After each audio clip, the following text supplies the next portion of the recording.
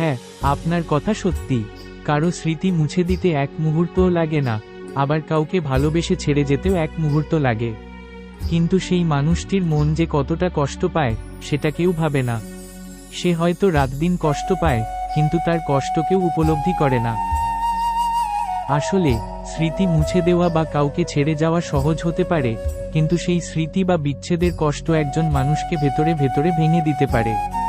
এই কষ্ট হয়তো সহজে বোঝা যায় না, কিন্তু যারা এই কষ্ট সহ্য করে তারাই জানে এর গভীরতা কতখানি।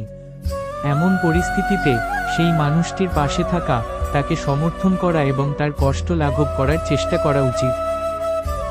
যদি আপনি কারো কষ্ট অনুভব করেন, তাহলে তার সাথে কথা বলুন, তাকে বোঝানোর চেষ্টা করুন যে সে একা নয়।